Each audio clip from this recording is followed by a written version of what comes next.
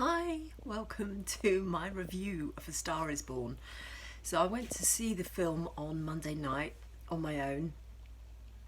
Obviously it's a 15, so none of the kids could come and they wouldn't have wanted to anyway. And Tech wouldn't have really enjoyed it. I think he'd have sat through it, but he wouldn't have enjoyed it like I did. It was possibly one of the best films I have seen for years, maybe. It was a beautiful love story. Lady Gaga is not normally the sort of music that I would listen to. I'm not a fan of hers, but I have become a fan of hers. Her acting was outstanding. Her performances were great. The singing on the film. Her co-actor Bradley Cooper, who also co-wrote it and directed the film, was fantastic. He was so believable. I just watched an interview with him and Ellen on YouTube, and he said he's not a singer, and it was really hard work for him, and all he wanted was to be believable so that Lady Gaga could shine, and he really was. I mean, I don't follow actors' names, directors. I just watch films and either love them or hate them.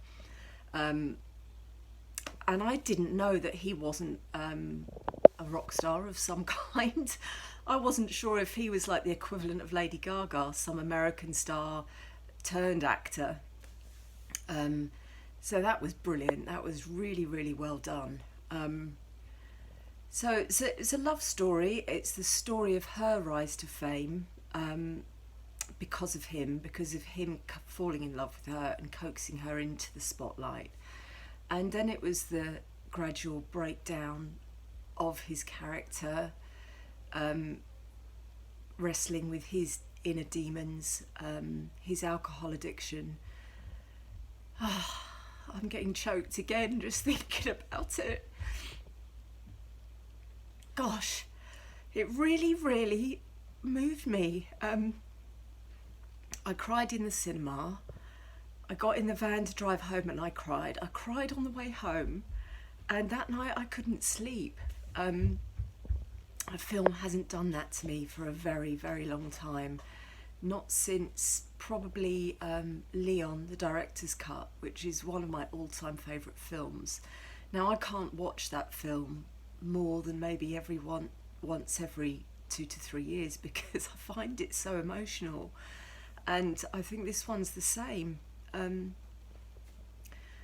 actually want to watch it again, but I want to watch the beginning. I want to watch the love story. I want to see their chemistry again, because that was just divine. And falling in love is one of the most special things in the world, and I was falling in love with them falling in love as I watched it. It was gorgeous.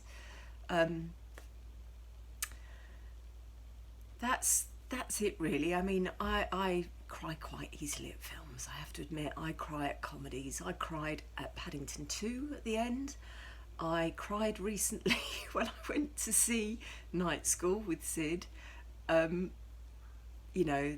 main character's speech at his prom night, or whatever you call it, graduation, made me cry. So it's not hard. But to be so deeply moved that I'm still thinking about it. I saw it on Monday, it's Wednesday today, 2 days later.